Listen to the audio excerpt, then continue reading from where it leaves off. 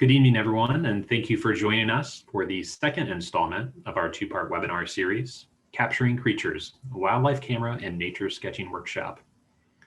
My name is Barry Matthews, and I'm the TerraCore Community Engagement Coordinator for Franklin Land Trust and Hilltown Land Trust. Franklin and Hilltown Land Trust are two local conservation organizations serving communities across Western Massachusetts, working with private landowners to protect the fields, forest, wetlands, and wildlands that enrich our region. Since their respective foundings in 1986 and 1987, HLT and FLT have combined to protect over 40,000 acres of land with important ecological, agricultural, and recreational value. To learn more about our conservation efforts or public programming, like this week's webinars, please visit franklinlandtrust.org and hilltownlandtrust.org.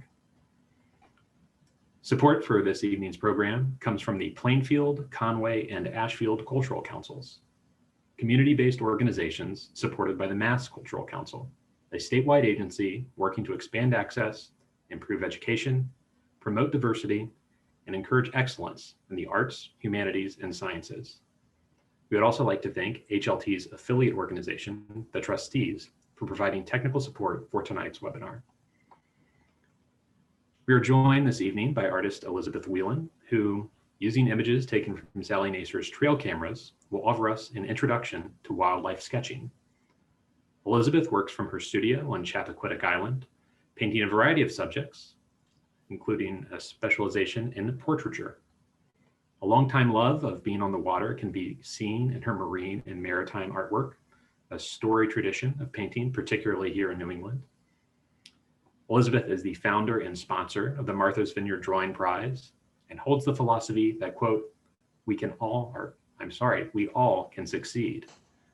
What better way to begin a workshop could we possibly ask for?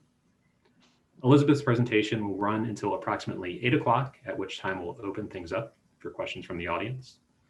Both during the presentation tonight and afterwards, we encourage you to submit your questions for Elizabeth in the Q&A box at the bottom of your screen. So with that out of the way, it's my pleasure to turn things over to Elizabeth Whelan. Elizabeth. Hello, and thank you so much. I'm so excited to be here this evening. I cannot wait to talk to you about all things to do with wildlife sketching. So just to get started, I'd like to say thank you so much to the Franklin Land Trust and the Hilltown Land Trust and to my compatriot in this webinar, Sally, and her wonderful images from Sierra Wildlife Cams, which we're going to use tonight to sketch from. I want to start off by just taking off a little bit of the pressure. We're not going to create masterpieces tonight. We're going to do sketching. And I look at sketching wildlife and being out there in nature as a way to interact and appreciate nature. And I look at it more as visual note-taking. Sketching, yes, when we look on Instagram, we often see these amazing sketches, beautifully laid out, and we don't know that the artist has spent 3 or 4 hours in their studio working on that. When you're out in nature, or even when you're using trail cam images and your own images to sketch at home, I'd like you to feel like you could take the pressure off and not worry about something being Instagram ready. The wonderful thing about Zoom is I can't see what you're doing. You could be doing little stick figures with 4 legs and a tail, and I would have no idea. One of the things that I do when I teach on Zoom is I say, you don't have to show anybody your work. I don't need to see what you're doing, and nobody else does either, because I want you to relax and just try some new things. And also, I will be sending to everyone who's registered for this evening a PDF, probably tomorrow morning, that'll contain all the images we're going to be looking at and the notes and that sort of thing. So you'll have that for reference later. We won't be able to get but so far this evening, so do your best. Give it a shot, try the different stages with the idea that you're either going to complete it later or perhaps even start afresh and try over again from the beginning. So before we get started, I want to talk about a few things.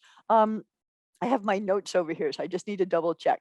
Okay, so we're going to be using these wonderful trail cam images from Sally this evening. And photos, using photos to draw from is great. There's no problem with that. I mean, we want to go out into nature, don't we? And sit out there and sketch all these wonderful things. But wildlife is not always cooperative with that. They are not so keen on sitting for our portraiture. They are going to get up and run away. So if we do even manage to get a halfway decent photo, that's usually considered pretty good, isn't it? But by approaching sketching from the point of view of visual note taking about what we're looking at, whether it's the tree or the leaf or the animal or whatever, not worrying when we get that photo that we have to reproduce it 100%, wall to wall. Instead, what we have to think about is, what is it about this animal? What was this animal doing? How fast was it going? How big is it? How can I show that information? And how can I learn something and appreciate this animal or bird or whatever it is during the process? So this is what I mean about just slowing down, enjoying, communing with nature, that sort of thing. This is a way for us to appreciate all of that. Um, Let me see. Also, one wonderful thing about trail cams, if you have one yourself, and even if you're just using it in the backyard and getting lots and lots and lots of pictures of squirrels, it is really great to have lots of pictures of an animal from a number of different directions. And even if your sketchbook is not made up of wonderful pictures of perfectly posed wildlife, but is just, an assortment of tails and ears and that sort of thing, that can still be useful and fun. And it will certainly remind you of the time and of the actual sketching experience. So when I go out into the woods to sketch or wherever I happen to go, I have a bag that I kind of keep ready. It's just a very simple bag, and in it I have just an assortment of art supplies. A couple of pencils, eraser, pencil sharpener, a little kit of watercolor, and I keep a little bottle of water in there all the time and some old brushes, so that. And I also, have a little sketchbook and things like that. What I'm trying to do is lower the barrier to me actually sketching. I think what happens to a lot of us is that when we were in school, we enjoyed drawing, and somehow at some point we got divided onto two tracks. The artists go this way and everybody else goes that way. And drawing and such doesn't become part of people's lives again, sometimes until a lot later when they're like, oh, I'd like to start drawing again. I used to think it was really fun. But now the intimidation factor is there. People by now have then seen beautiful artwork and all of these things. There are all these wonderful supplies you can buy, books and books and books telling you what to do. And you spend a lot of time getting ready and not so much time actually doing it. So what I try to do, even for myself, even as a person who works professionally in the arts, I try to make the barrier to entry really easy. So I have this bag ready to go. If I'm going to take a walk somewhere, I take the bag with me. I may see something I want to sketch, I may not. But the reality is, if I've got 20 or 30 minutes to sit down sketching, that's a lot, because most of our lives are very, very busy. We have to make ways to work in things like sketching and drawing and art and sometimes even nature. Sometimes it's not that easy to get outside the way we would like to. So having the bag ready helps me be ready to go out and sketch. It gives me an excuse to sit down there and draw as long as I can, whatever I happen to see in nature. And likewise, even if I can only take photos and bring them back, still it is encouraging me to appreciate whatever it was I saw that day. So however you have to do it, visual note taking, sketching, be easy on yourself in terms of your results, and it'll be pretty good. So I want to show you a couple of things I do take. I don't have fancy equipment to take out with me when I go sketching. I use a mechanical pencil because the lead doesn't need sharpening, or I might take just a regular ordinary pencil. Sometimes if I'm using colored paper, I'll take a white charcoal pencil for highlights, which is just a technique that I like to use. And I have two types of erasers that I like. One is a kneaded rubber eraser, which comes in a square looking format, but by the time you've mushed it up, it looks like this. And also just any white rubber eraser, because usually the erasers on the end of pencils, they can, get old, make marks on your page. So I go with that. That's my basic kit.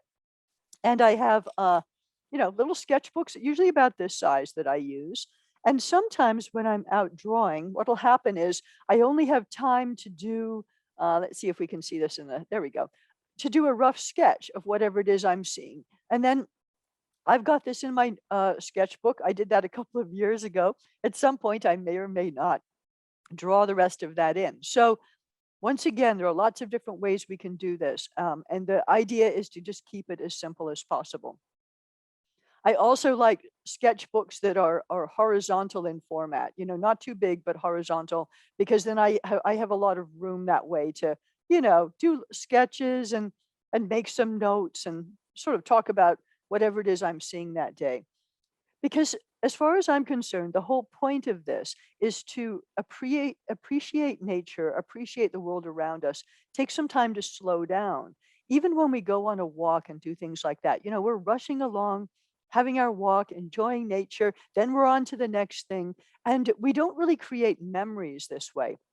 Even when we take a lot of photos, how often do you go back and look through all your photos at the same pace that you did that initial walk or took that trip? So taking the time to sketch like this means slowing down. It allows you that time to reconnect and to take some notes and remember that particular moment. So enough on that. We'll get started with some information here and we'll do some sketching tonight. Like I said, you won't probably have time to do a massive sketch, but we'll at least get some going. Let's see, 1 second here. Oh, try to share my screen here. Oh, there we go. Okay. I've been doing Zoom for the last year, but I still haven't got it exactly seamless. Okay, let's start this. Perfect. Okay. Trail cam photos courtesy of Sally. They are amazing, aren't they? I can't believe those wonderful pictures. So just to give you the information on how to contact me, because like Sally, I'm more than happy to talk to anyone, ask me questions about art, send me your pictures, do whatever you'd like to. ElizabethWhelan.com is my website. Instagram is Elizabeth Whelan without an H because I wasn't fast enough on the draw to get my full name. Facebook, it's Elizabeth Whelan, and then erwhelan@gmail.com. And I'll put that back up again at the end of the class. And this is my studio that I'm talking from. I'm facing another direction right now because everything's on wheels, but this is where I work. And I'm on Chappaquiddick Island, as Barry mentioned. So where is Chappaquiddick Island? It's a little island that's part of Martha's Vineyard. We're actually in the town of Edgartown, sometimes joined up by a sandbar and sometimes not. And then for a larger picture of where that is, you can see we're the turquoise island down there where it says Dukes, which is Dukes County. And you can see sort of where we are in relation to the other folks who are on tonight. So, I do paint animals and such. I do people mostly, but these are just a handful of commissions and personal pieces I've done along the way. So I do have opportunities to take pictures and sketches that I do to a more complete stage, and sometimes also portraits that I do. People would like to have their animals in there as well. So there's Geraldine Brooks, the author, on the left-hand side with her horse, and the fellow with the ram on the right. I've got a funny story about that, which I'll tell you later as we're sketching. So over time, I've had the need to understand a little bit more about different animals and how they work. But my sketchbooks are not like that. They're not full of completed, oil paintings and things finished to that degree. My sketchbooks look just like this. Mostly odd, random pictures of this, that, and the other I happen to see. I carry a sketchbook with me most of the time. You see on the left some pictures of my cat, and the bottom picture shows you that she was moving while I was trying to sketch her, which wasn't helpful. And then on the right, I wanted to show you this because that picture of the rock I actually did on a random piece of paper I had, and then cut it out and put it in my sketchbook.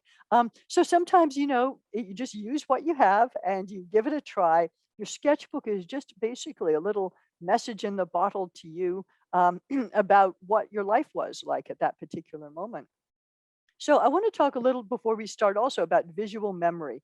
When we see animals moving, what we need to do is try to think about, we're creating a mental file of images and reference to pull from. So we almost want to take a mental snapshot of that animal. It helps us to draw or paint a scene that is moving or changing. If we rely completely on photography or completely on the fact that that animal is going to stay put, we're in for a bit of a shock.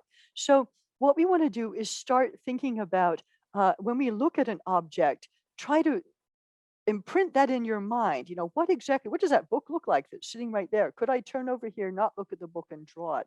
These are helpful techniques, and they're good memory exercises in general. A photo is wonderful. It shows us everything. But visual memory helps us concentrate on what is really important. When I don't have time to do a sketch, sometimes I'll just write down the words about what I saw, take a quick picture, and then when I have the photo, I can look at that and go, oh yeah, what I really liked about that was that tree. So I will just draw the tree. And that gives you a little bit of confidence also. You don't have to rely on the photo. You don't actually necessarily always have to have the animal right there in front of you. It just is a little bit of a confidence builder. So think about how you can build your visual memory. And as we start drawing tonight, what I want you to do is get rid of preconceptions about what wildlife looks like. So mass marketing has done nothing for our understanding of wildlife. Most people, when you think of an owl, you may think of a photograph, but a lot of people will have images like this that come to mind, which are simplified versions of the real thing. And the artists who created them most likely looked at what real owls did, for example, on this page, to come up with their creatures. But it doesn't really give us an appreciation for actual owls. And likewise, beavers. And as you can imagine, we are going to be drawing owls and beavers tonight. So I wanted to show you these because this is not how the beaver that we're going to draw looks. Because of that, often when we are looking at wildlife to draw, we really don't know what we are looking at. And when I say that, I mean like we don't understand their structure. We really haven't spent a lot of time looking at beavers, most of us. So it's worth doing a little bit of research. Now, of course, if you see a beaver as you're walking down the track and he poses for you and you can do a sketch, there's no time for research. You just get that down, right? But if you're coming home with a picture, or you're using an image from a trail cam or something like that, you've got a little time to look up some information. And we'll talk a bit about how to do that in a way that's not overwhelming. So this is the guy we're going to actually draw tonight. We are going to also do an owl, but we'll start off with this beaver. And the first thing that you have to do when you have an image like this is figure out how much of this image are you actually going to draw. Are you going to draw the beaver? Are you going to draw the entire dam situation that he's built here, the whole scene? What exactly are you going to draw? And in this particular case, we've got this other wonderful picture also supplied by Sally that shows us some more information about beavers. So in this case, we can see the paddle tail, we can see those great webbed feet. This is just a fantastic picture. And the little hands, the whole bit, and a little bit more of his body and structure. So uh, if I was going to sit down and do that beaver, say as a painting or a more complete drawing, I would look up other pictures online. And these are just random images I found on the internet that tell me a little bit more about beavers, because we can't see his teeth in the photo that we're going to use. But I wanted to understand what his teeth look like, why his jaw kind of jutted out like that. What incredible teeth, huh? So, and likewise, we can see about the feet and the tail. And you can also look online and try to find pictures of the skeletal structure of an animal. And this is kind of neat. This one of the beaver here, it tells us some information right away. We can see how his weight is distributed, that tail is really important for his balance. Look how large the back legs are compared to the front ones. It just sort of gives you an idea of what you're working with, what's going on beneath the coat. So like I said before, the first decision that we're going to make is what to draw and where to put it on your page. And I say that because it's very easy to start a drawing. You've got your page and you're starting your drawing, and you're not, you either make it too big or too small comparatively to your page. So what I usually do, and this is the first thing that I would like you to do, what we're going to do is stop at each image for the next little while here so that you can see what to do at each stage, and have a few minutes to draw this yourself in your sketchbook if you're ready. So the very first thing that I do is I make some marks on my page, wherever it is I'm going to draw, in this case, this beaver, and kind of figure out where the outer limits are of the shape I'm going to draw. So I've made the decision for us that we're going to take this view. We're not going to really worry much about the dam tonight. We're just going to concentrate on the beaver. So take a few minutes here before we go on to the next slide. Just to on your paper, go ahead and sketch out what you would like. And while you are sketching, I will tell you some other things I'd like you to remember and think about as we go along. Um, I will say that it is annoying to have somebody talking in your ear while you try to draw, and I really understand that. So I will also give you some quiet moments. But that's what I mean about, do what you can this evening, and then when you get the follow-up images, you can always take your time and perhaps, try again from the start or continue to work on your piece. So when you're putting down these outside lines to get started on an image like this, they're not always going to be in the right place. You're going to put down the first lines where you think they should go, where the outer limits are. And almost certainly some of those angles are going to be wrong. Some of the things are going to not be in the right place. What I tend to do is I take my pencil. So I'll put down the marks where I think they're supposed to be on the page. And then I take my pencil and I will hold it up in the air looking at the object and double check the angle. So say maybe like from the nose to the ears, and then maybe like down the back, and then on his front. What I'll do is one angle at a time. I will move my pencil back over to my page and just double check. Was I in the ballpark on that? So if you are putting down these first marks and already feeling the stress building because they're not going in the right place, just take a breath, grab your pencil, check your angle there, against maybe his back without moving your hand. Just go back over to your page. Is that the right angle? Yes, it is. No, it isn't. I need to make a correction, and change what you need to. So erasers are your best friend. And a lot of times you will hear art teachers say, oh, don't erase anything. Erasers are bad. But my view is that erasers are actually good and I use them a lot. What art teachers are trying to say is that often those initial marks you make are really actually interesting and kind of add to the overall drawing. So if they don't get in the way and you want to leave them there, you can. Sometimes it adds to a sense of action and activity about a sketch. But what I often do is once I make my marks like this, I will then erase them a little bit so I can still see what's going on. But I know those aren't the lines for the beaver, right? They're just the outer limits. So let's move on to the next stage. And if you haven't got everything right yet at this stage, don't worry, because we'll keep looking at the same image through all of this. So for the next stage, I might, like I said, erase back a little bit so that those initial marks are not that prominent.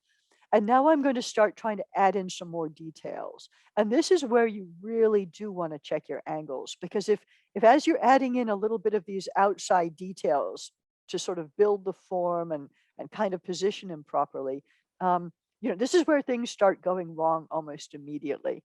And I'm often quoting an artist whose workshops I did way back when I was starting to paint about 11 years ago, because I used to be an illustrator and a graphic designer. About 11 years ago, I started oil painting.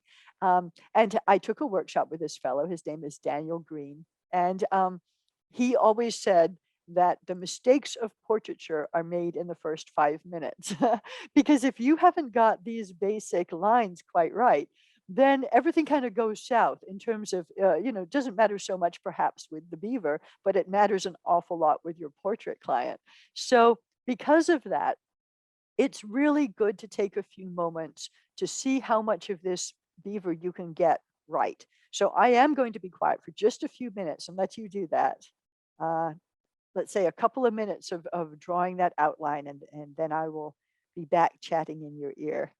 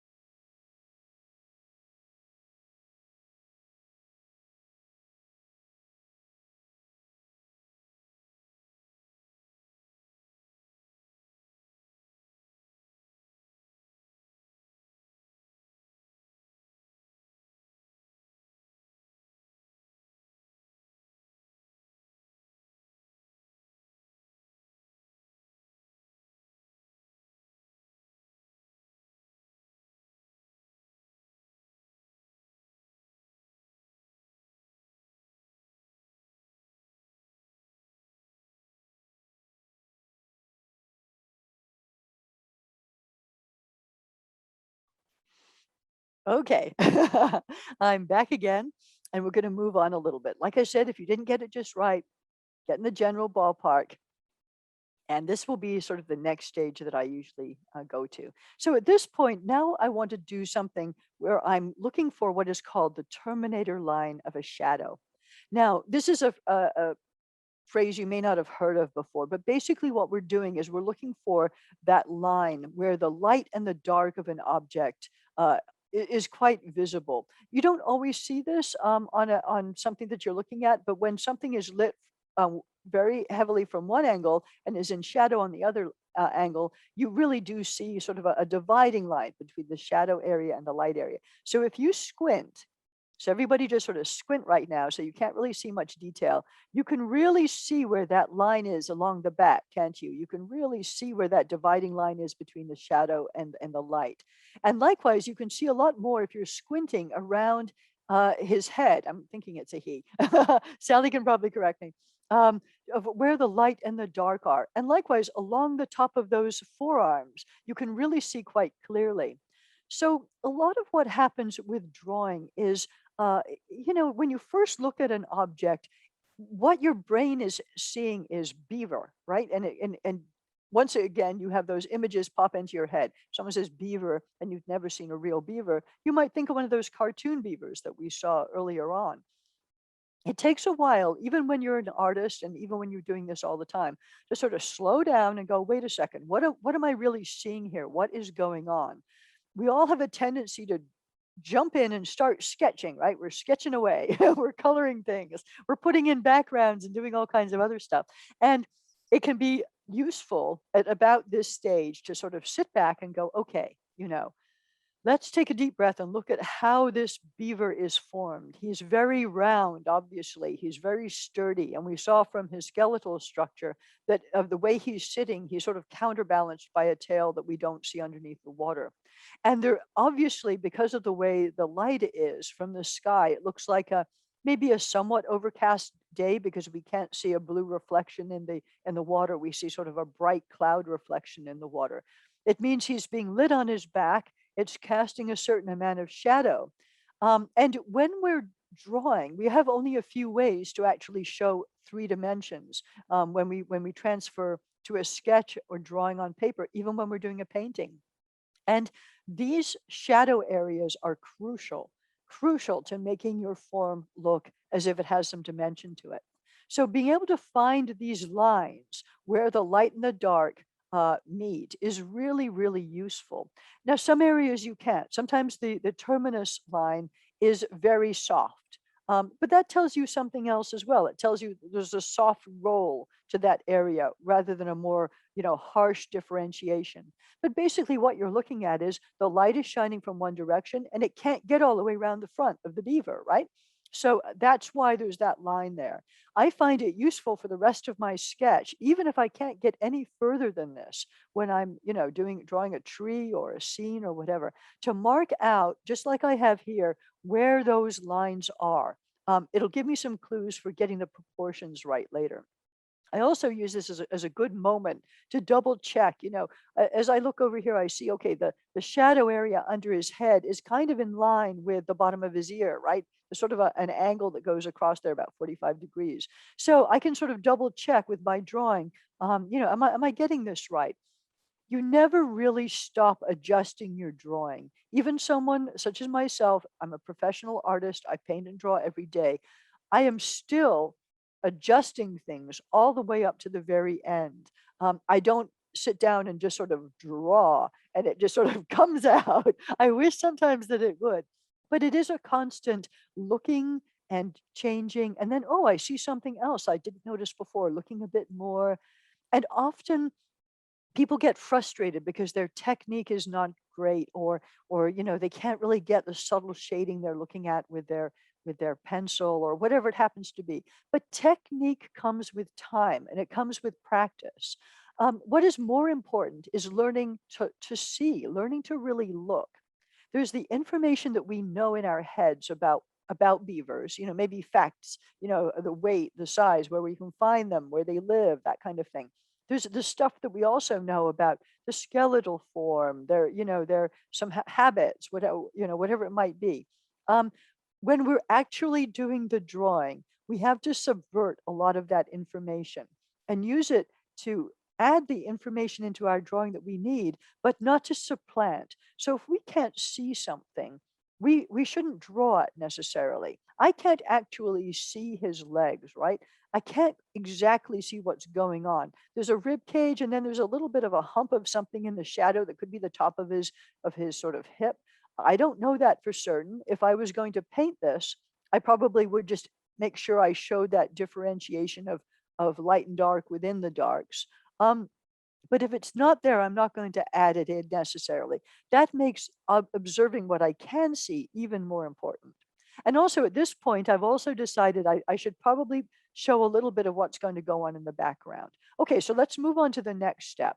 And at this particular point, now I'm not worrying so much about filling in all of the background. So just keep on sketching as I'm chatting. I'm not worrying about filling in all the background. I'm kind of leaving that alone. I might have actually erased back just a little bit so it's not that prominent. What I'm doing now, and I did this as if I was doing it in pen and ink just to make it a little bit easier for you to see. So you can do this by shading, or you can do it by lines, or whatever you happen to be using. What I did was I took a moment to look at the fur. How does his fur work? And I see that the water, just like when you get out of a pool, the water has pulled his fur down, and that the fur in his back and sides is longer than the fur up around his face and his arms. And there's a direction to it. So I tried to, when I did my sketching and put all of that information down, I tried to show that direction. I didn't put a bunch of shading where the light was hitting, because I don't have that many tools in a quick sketch to show light and dark. If I start filling the whole beaver in, right, with brown or whatever I think the pencil equivalent of brown is, then it's hard for me to show how these shadows work. And I've decided for my sketch that I think it's pretty important to show the light and dark. So I'm going to put all my lines that indicate fur, I'm going to put those in the darker areas. And I think also at this point, at least this is the decision that I made, that I wanted to show a little of that reflection, the fact that he is in water. And I wanted to make that kind of clear. So once again, I'm going to let you keep sketching for just a few minutes. We've got still quite a bit to cover. So, if we don't get this stage completely finished, just sort of do what you can. While you're sketching, I'm going to tell you the story about that fellow with the ram in the painting, because this is a good one. So you might think that being a portrait artist is a pretty safe job, and that not much can go wrong. But the wife of this gentleman said, I'd love a picture of my husband, a painting of my husband. Um, can it can he have his favorite ram in that painting? So Martha's Vineyard's pretty agricultural. And a lot of people out here, keep everything from llamas and alpacas to horses and cows and sheep and that kind of thing, chickens, that sort of thing. So I was like, sure, we'll come out, we'll take some photos of him and the ram. And his wife said, well, could Bill come? So Bill is my significant other, my partner, and he is always getting roped into some sort of adventure. So he said, sure, I'll come along and I'll help hold the ram while we take these photos. So it all went really well. The fellow posed, the ram did what he was supposed to. Everything was nice. I got a bunch of good pictures. He had told Bill the whole time, the fellow we were taking the pictures of, don't turn your back on the ram, whatever you do. And Bill was very, very careful. We did all the things we were supposed to do. But after the picture taking was over, and we were ready to leave the enclosure, for 1 second, Bill did turn around and that ram took his opportunity, and he bashed him so hard that he knocked him right over, just about knocked him out. Because if you hit certain nerves in your body, sometimes it can, give you that feeling that you're going to pass out. So I looked around, and there's Bill sort of, staggering over to the deck, looking looking a little ill. And the fellow's like, I told you not to turn around. And Bill just sort of gave me one of those looks that you do give your partner when they've roped you into something crazy. But I just thought I'd share that story with you, because portrait painting can sometimes be a lot more dangerous than people think. So let's move on to the next stage here.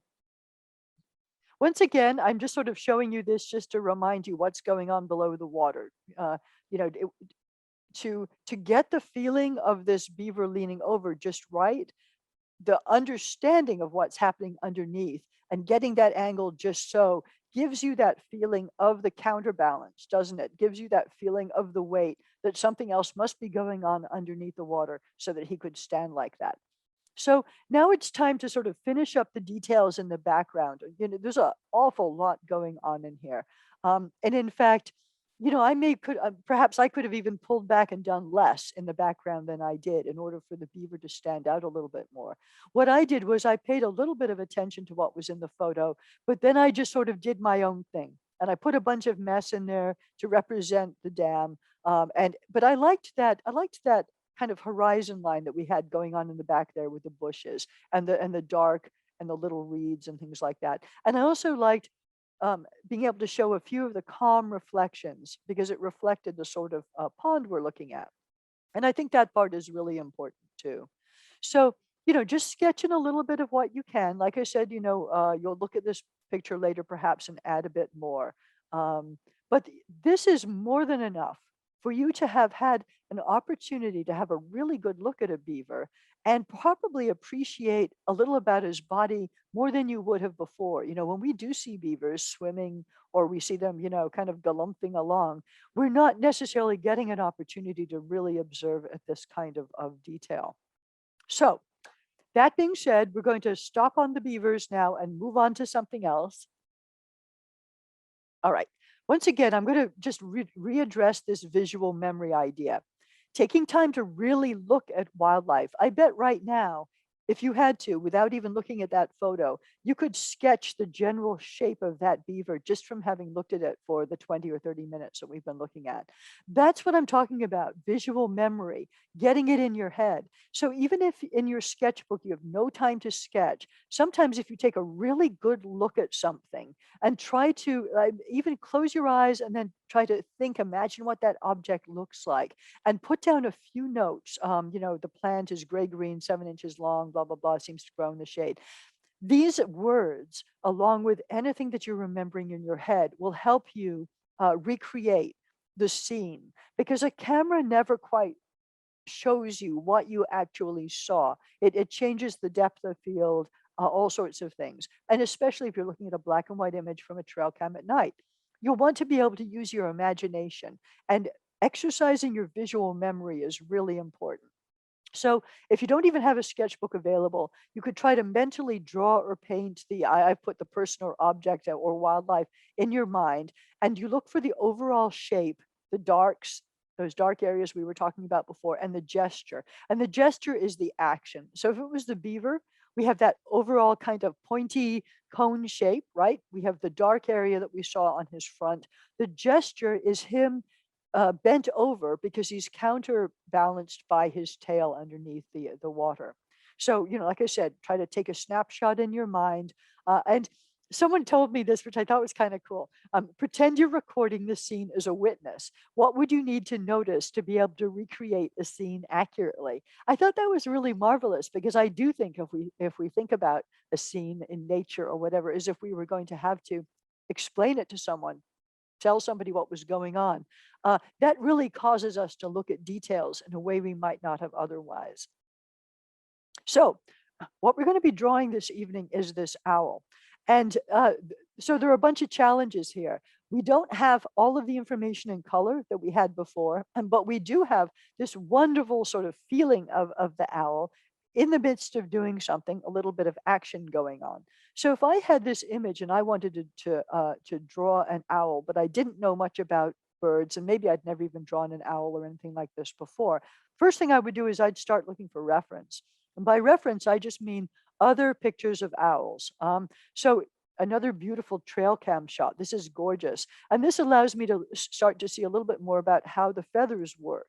You know, small feathers at the top, larger ones at the back, so many different sort of styles of feather. And also I can see around the eyes how the feathers sort of go out away from the eyeball. Here it is a little bit closer so that you can see the same thing. Gorgeous, huh? And then you can look at a bunch of different pictures of owls. So these are a number of different photos that I just found online. And once I started looking at them, I could really start to get an idea of what it was I was going to be drawing, how those feathers worked, how that face looked. Because in the nighttime pictures, often you don't actually get to see the eye detail, and you'll have to sort of come back later and add some of that in. I threw this in there just because I thought it was as cute as could be, those faces.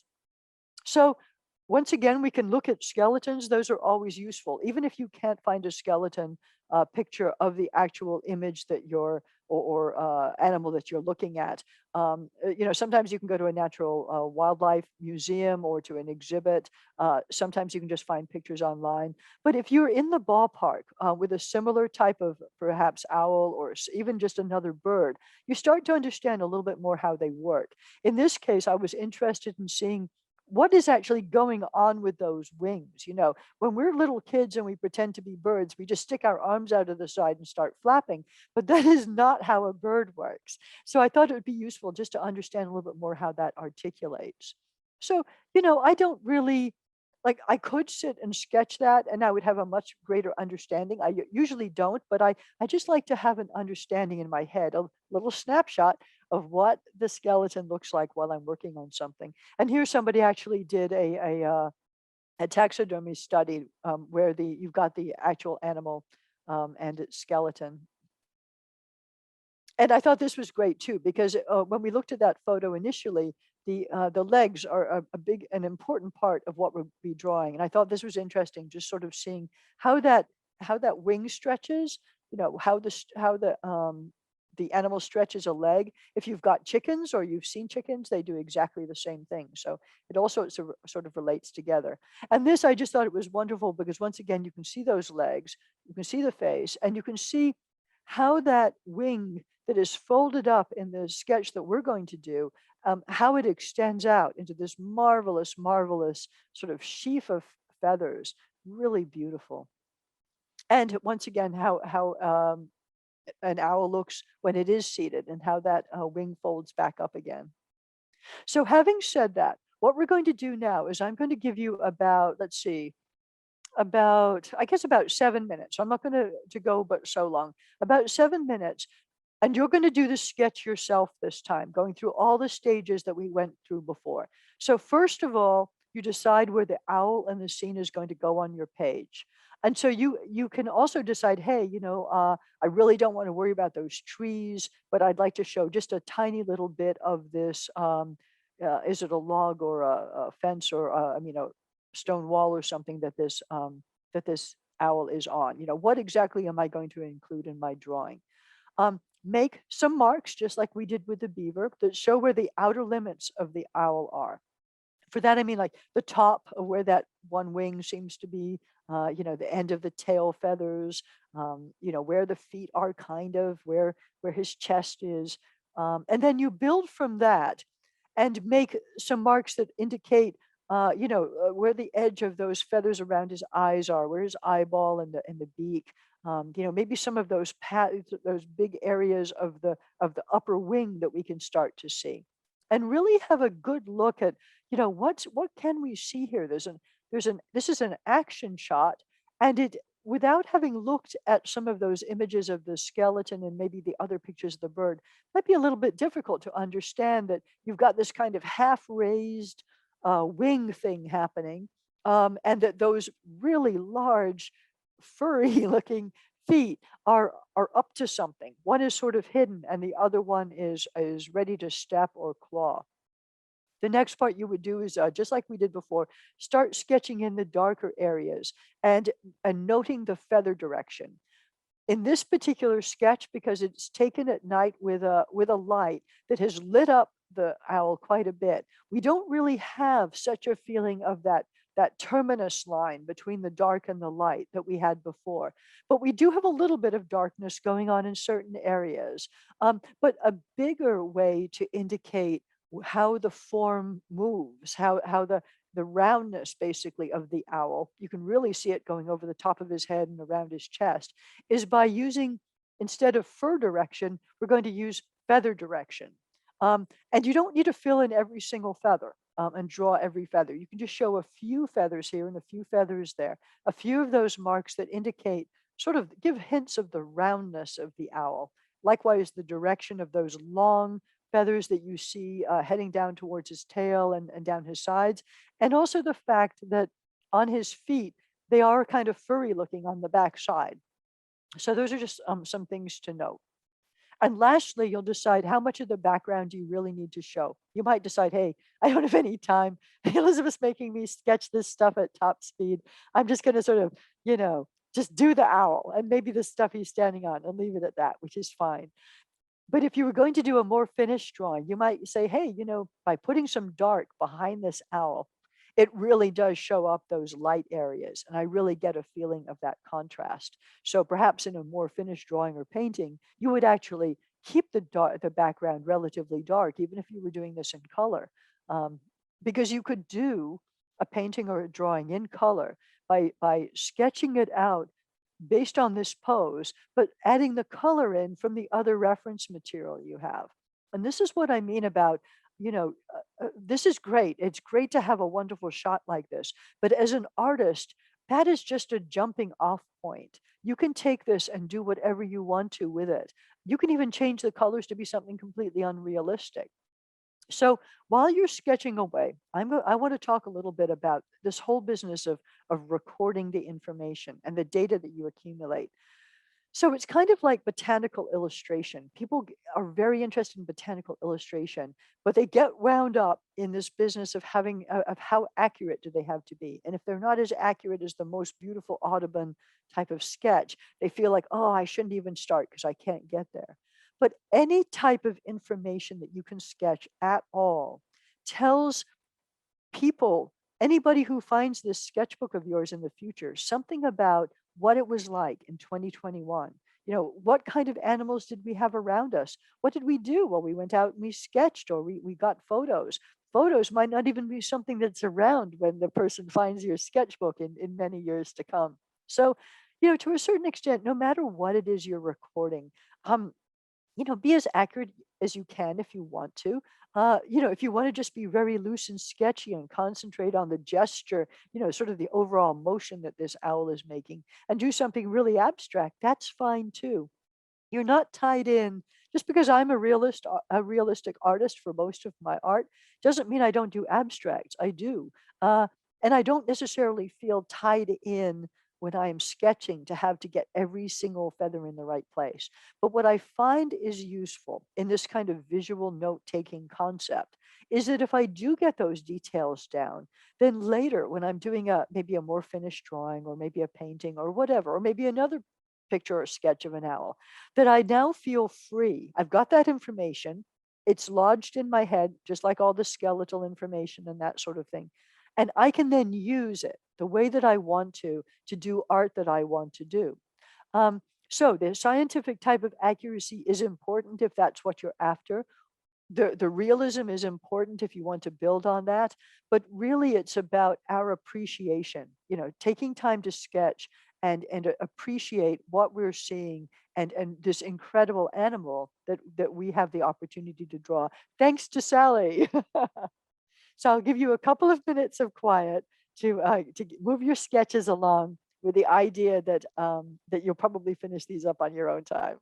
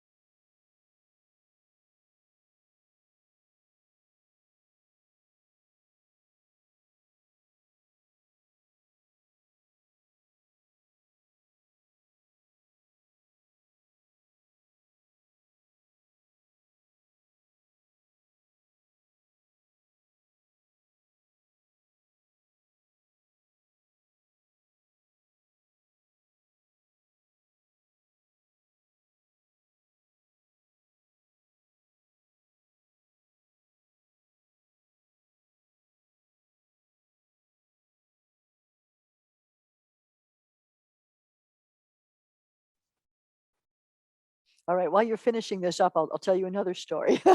So this is the story about how I met Sally and Andrew also, who was talking to us last night. Um, so for a number of years, from 2010 to 2017, Bill and I were the caretakers of Nashawina Island, which is one of the islands in the vicinity of Martha's Vineyard. And it was about a 3 square, well, it is about a 3 square mile uh, in area island. And it is also one of the largest conservation restriction properties that the trustees of reservations has and monitors. So Sally and Andrew would come out every year just to sort of check it out and see what was going on, check on the wildlife, have a walk around. There's a herd of about 60 Highland cattle there. And so, they were always interested to see what the cows were up to. And just the nature in general. It's a wonderful property because it has not been really very much developed. There are only a few private houses on it, and you can sort of, walk freely. It's a private island, so everybody can't go there and experience it. But it is much the same experience that you get from going around some of these conservation properties where the public is allowed on. And we're lucky in Massachusetts to have so many that we can walk around where there are trails indicated for people to come and walk around. So Sally and Andrew would come out on an old lobster boat.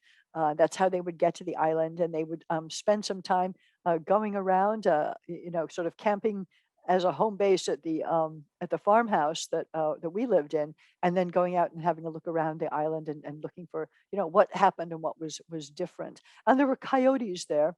And the coyotes were in really great shape. They were very healthy because they would eat the mice, which really actually meant that our tick population was quite low. And even though we also had deer there, the two populations kept themselves in balance. We didn't do any hunting or anything of that sort.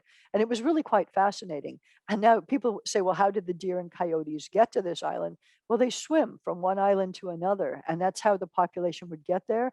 And they would sometimes also move on if there wasn't a food source. So that was a lot of fun. And I was really glad when, as Sally got more and more into the trail cams, that an opportunity to do classes like this came along. And then what can we say? Coronavirus and Zoom, it became a thing. So sort of fun.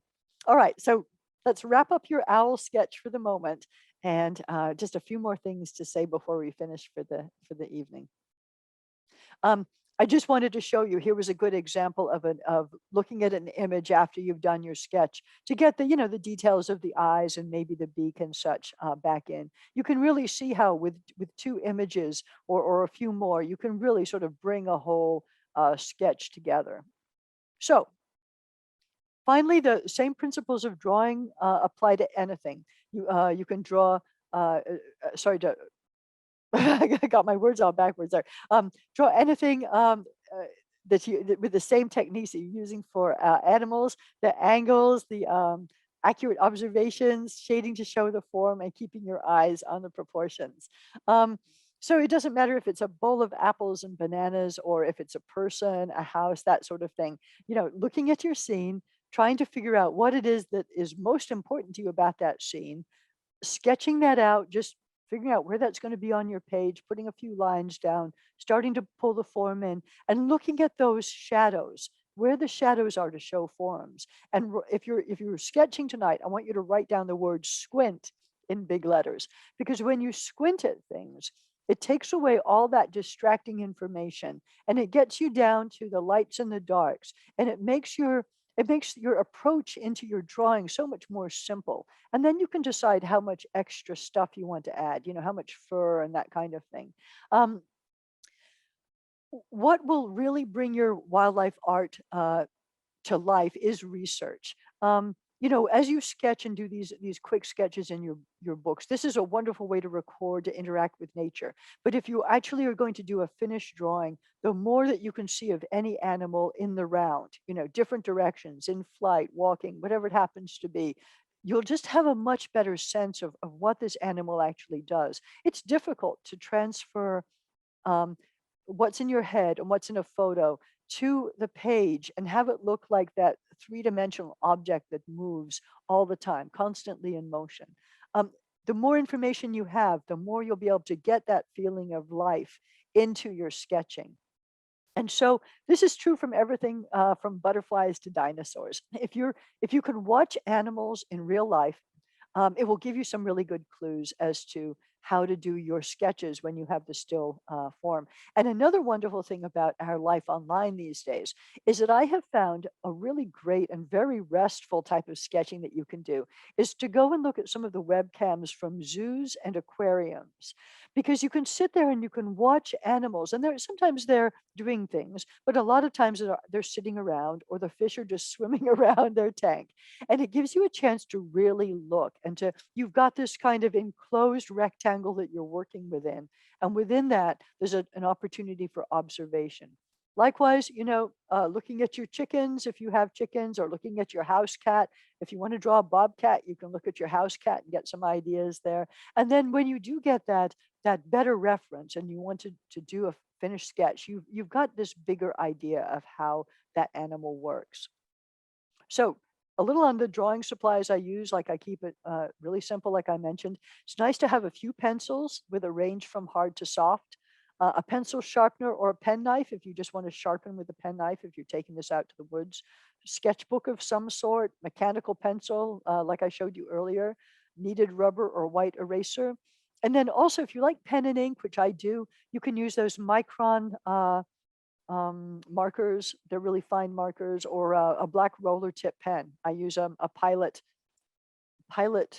Precise V5, and I do a ton of sketching with this. So you don't need expensive supplies. You can go out with whatever you have, or even sketch at home with whatever you have. And I want to just put a little bit of a plug in for the Vineyard Haven Public Library on Martha's Vineyard, and I are doing a summer of drawing. And this is free, totally free, set a whole summer of 20 classes, all about drawing different materials, drawing different things, different techniques, different approaches, the whole range. They are every Wednesday at 11 a.m. from April the 21st to September the 1st. So people register, and sometimes they just come to the ones they're most interested in. The schedule is at the Zoom link for registering. You can email me and I will send you the registering link, and you can go and check it out. Some people come for just a few classes. Some are there for every single one of the classes throughout the summer. It's whatever you'd like, but it's free. It's a way to get us through this final coronavirus summer, perhaps. And it's also a way to practice some of the things we talked about tonight, and just enlarge your drawing skills, and keep your hand in practice. Plus, be there with other people doing the same thing. Here's my information again: Elizabeth Whelan, elizabethwhelan.com. Instagram and Facebook, almost the same, except Instagram, there's no H. And it's erwhelan@gmail.com if you have any questions or comments or thoughts as you're drawing and sketching. I'd love to hear from you. So let me stop sharing now. All right, back to the camera. And thanks so much, Barry. I don't know if there are any questions, but if there are, I'm happy to answer them. Well, thank you so much, Elizabeth. That was great. And I'll spare you all from showing my sketch on camera, but let's just say it's a work in progress on my end. Good for you. There you go. Well, real quick, I'd like to remind everyone that both tonight's session and last night's program on wildlife cameras have been recorded. We're going to get those posted online pretty soon. We'll send out an announcement when we do. So if you want to come back for future reference, we'll have those available for a limited time. Now I'd like to open things up for questions. If you have a question or comment for Elizabeth, please add it to the Q&A box at the bottom of your screen. And maybe while we wait for some of those to come in, I have some questions. Okay. I thought those two mixed portraits you shared at the beginning with the people and their non-human companions were great. And I was wondering if you have anything special you keep in mind when you're capturing people's pets or animals, if you think of something different when you're painting them versus when you're painting just a straight human portrait. That's really interesting, because I hadn't actually thought about it until you asked me, but I suppose I'm looking for exactly the same thing. I mean, we're animals, right? So I'm looking for the same thing in both of us. I'm looking for the personality, because when you're doing portraiture, you're trying to sort of put on the canvas what that person is like, their character, their traits, their gestures. And for example, the painting that I did of Geraldine Brooks and her horse, the horse was a beautiful, sort of shy. There was this moment that happened between the two of them. And I was taking lots of pictures and I'd done sketches earlier and that sort of thing. But there was just something about that feeling. So when I went back and I looked through all my reference material, I knew that I was looking to create that bond between the human and their animal, so to speak, and that sort of feeling where you can really empathize and see the character of both. So I think that that's sort of what I'm after. It was maybe a little bit different with the ram because we were a little bit afraid of what was going to happen next. But at the same time, he had his majesty. And I think when I was looking at him, I saw that about him. He was the leader of the pack, and and that was how I was going to paint him. I wonder, has anyone commissioned you to just paint their animal's portrait and not themselves? Yeah, I do get that, and unfortunately it is often when an animal has passed away and they want to sort of remember, and so then I'm working with their images to try to and I ask them to tell me stories about what did you used to do, where did you go, what did your dog enjoy doing, and that sort of thing. But what I like the best is when I get to meet the animals myself and can take my own pictures, and just sort of get a sense of their personality. But I really concentrate mostly on humans. That's really where most of my, my portrait business is. I really enjoy trying to record something about, our times and our lives. But it is wonderful to me how many people would like to have an animal in there with them. And sometimes it's a way to convince people to actually do have the portrait, saying you can have your dog in there if you'll sit for the portrait. When it's a spouse or a parent trying to convince someone to have a painting. We have a few questions rolling in. What would you say is the ratio of time between the prep work with the clients and the actual painting? Oh, that's a good one. So people are really in a hurry these days. The amount of time I would like to have is a lot longer than most people want to spend if I'm doing a portrait.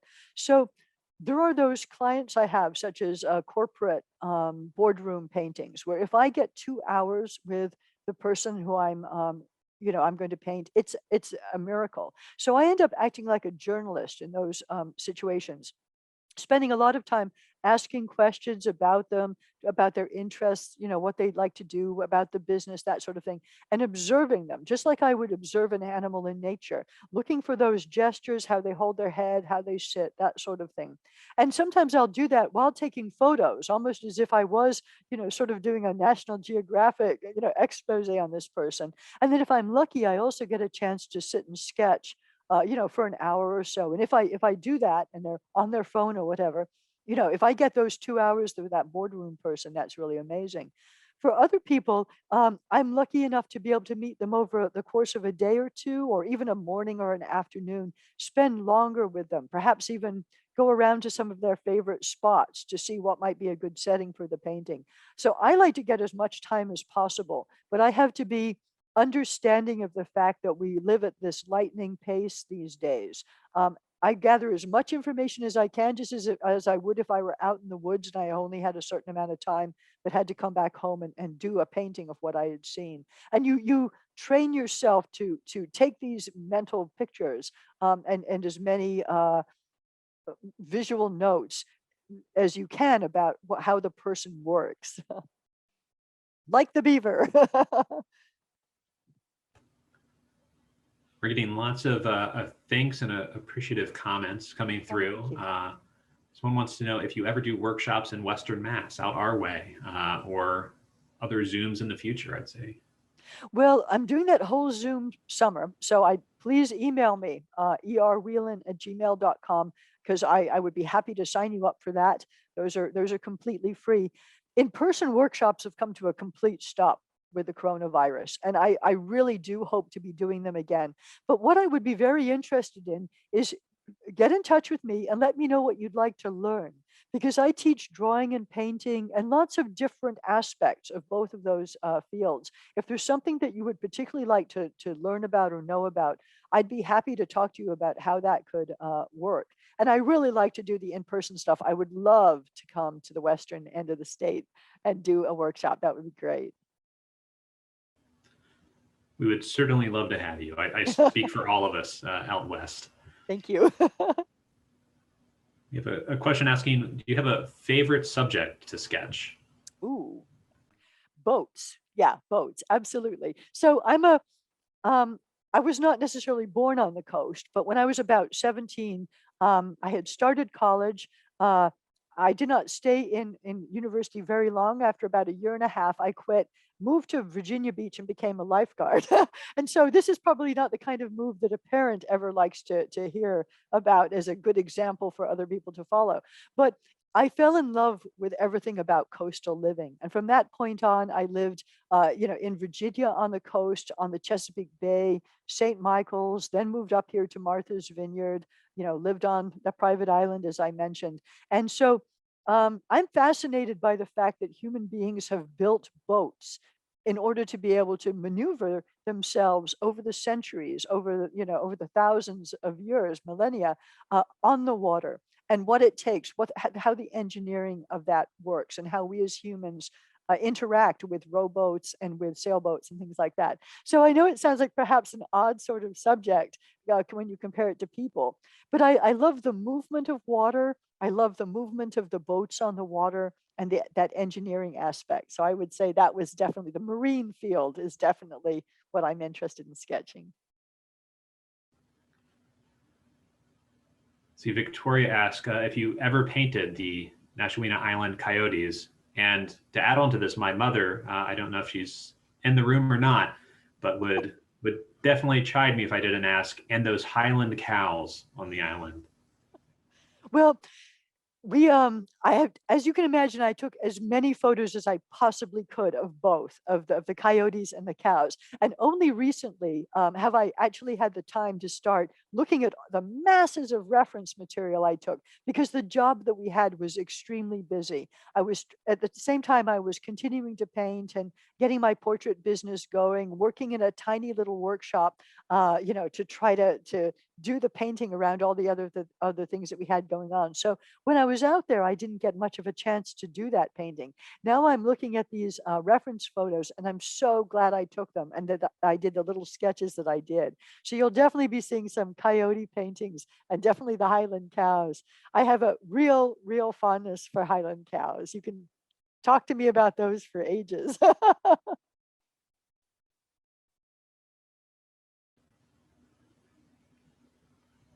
All right. Well, it looks like that might be questions for tonight. Great. So I'd like to thank you again, Elizabeth. This was absolutely fantastic. I'd like to take this opportunity to thank Sally Nazer and Andrew Bentley for joining us last night, the Plainfield, Conway, and Ashfield Cultural Councils for their generous financial support, and Jennifer George and the trustees for their technical expertise. This went by without a hitch, and it's all thanks to them. Finally, on behalf of everyone at Franklin Land Trust and Hilltown Land Trust, I'd just like to thank all of you who took a little time out of your evenings to join us this week. It's been great. I've enjoyed it, and hopefully so have you.